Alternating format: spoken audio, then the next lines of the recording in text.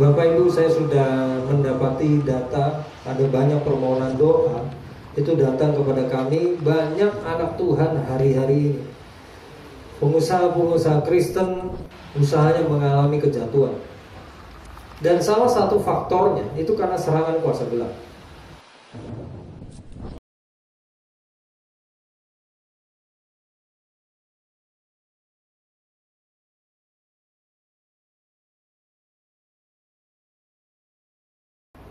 Salah satu peristiwa yang sampai kepada kami, ada seorang pengusaha online itu koneksi internetnya sering kacau. Lalu dia telepon ke saya sampaikan begini, Pak, Bapak sedang diserang kuasa gelap. Doa peperangan, Pak, usir setannya. Dan Bapak Ibu tahu apa yang terjadi? Setelah dia berdoa peperangan rohani, koneksi internetnya yang tadinya sering terganggu tiba-tiba mendadak jadi cepat. Setelah melakukan peperangan rohani. Jadi Bapak Ibu, salah satu penyebab kenapa pengusaha Kristen bisnisnya mengalami keruntuhan atau mengalami penurunan itu karena pekerjaan atau serangan dari kuasa gelap. Nah, hal yang lain yang berhubungan dengan serangan kuasa gelap, terjadi perceraian di kalangan pasangan Kristen. Saya sudah mendapati ada banyak suami ditinggal istrinya. Bukan cerai lagi, saudara. Gak nunggu cerai, ditinggal. Saya juga bingung. Itu banyak permohonan doa yang datang kepada kami. Para suami mengeluh mereka ditinggal sama istrinya. Di Indonesia, bukan di luar negeri, di Indonesia, serangan terhadap pasangan Kristen hari-hari ini meningkat.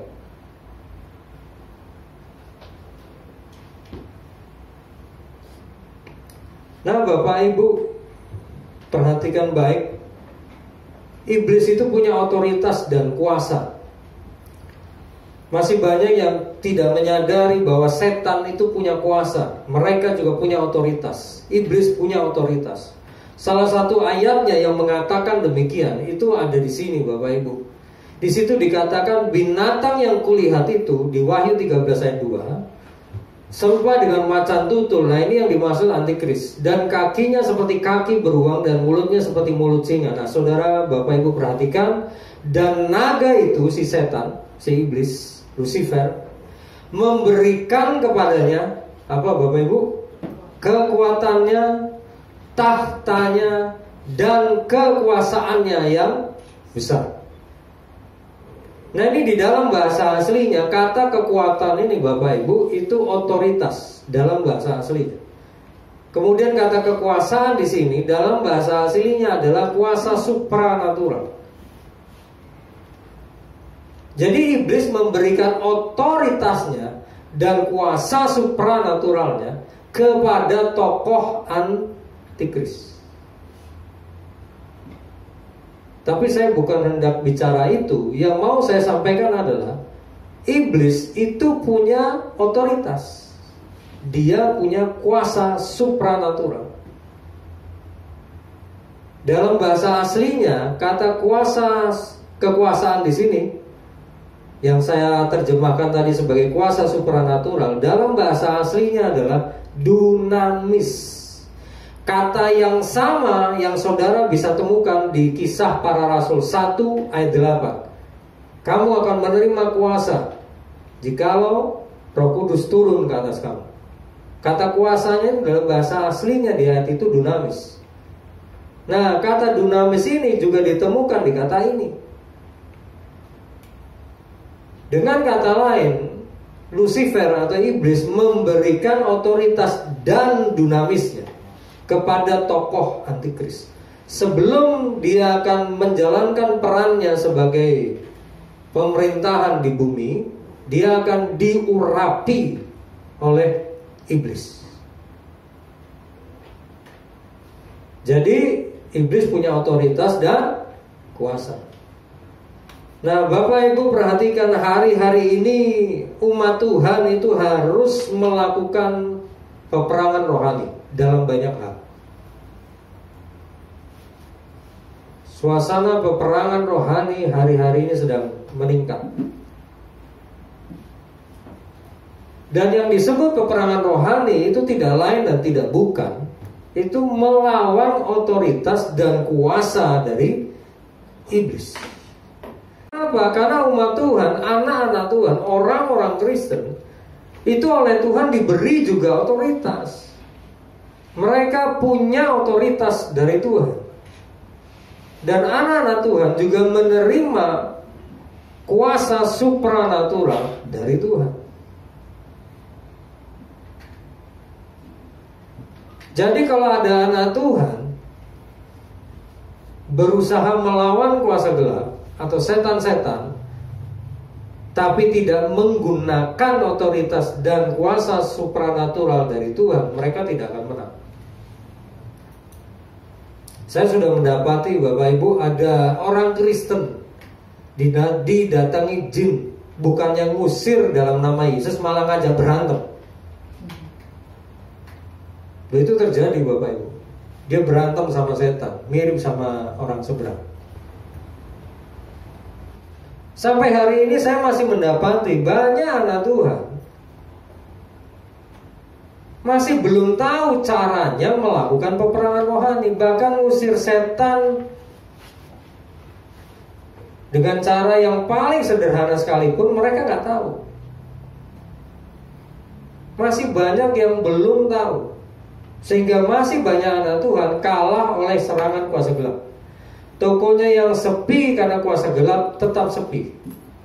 Itu sudah terjadi. Karena nggak tahu bagaimana caranya melakukan peperangan rohani. Bahkan mereka juga tidak tahu tokonya sepi gara-gara ada setan di depan tokonya. Itu terjadi Bapak Ibu.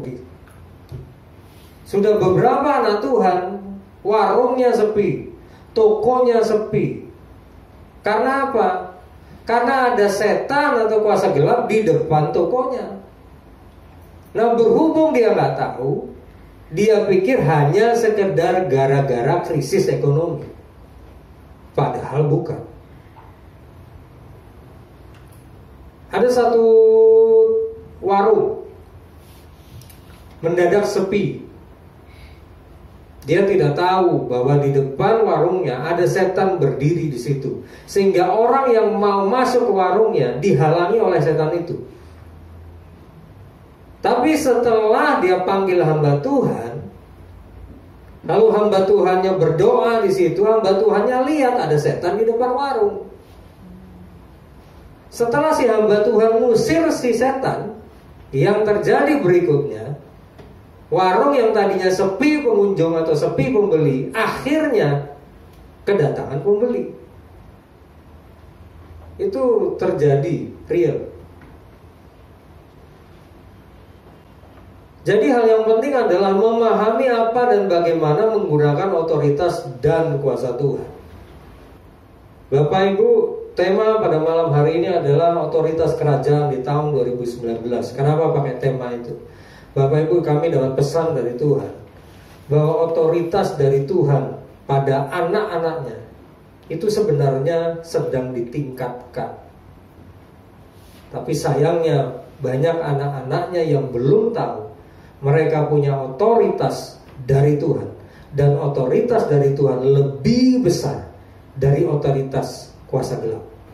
Nah, otoritas kerajaan yang dimaksud ini diberikan Tuhan kepada umatnya. Ayatnya di mana? Ada di Yohanes 1 ayat 12. Di situ dikatakan, tetapi semua orang yang menerimanya diberinya apa, Bapak Ibu? Kuasa.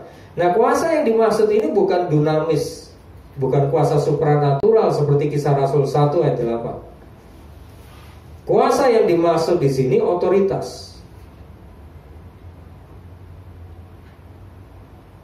Kata kuasa di sini dalam bahasa aslinya itu ada dua arti, otoritas dan hak istimewa. Jadi Bapak Ibu, kalau Bapak Ibu menjadi anak Tuhan, percaya kepada Yesus lalu diangkat jadi anak Tuhan, itu hak istimewa.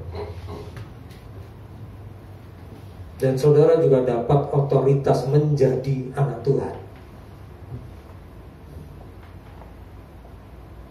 Jadi otoritas kerajaan adalah otoritas yang diberikan Tuhan kepada umatnya. Lalu otoritas kerajaan yang dimaksud di sini kerajaan Allah, otoritas ini itu juga otoritas yang sama yang diberikan Tuhan kepada Adam.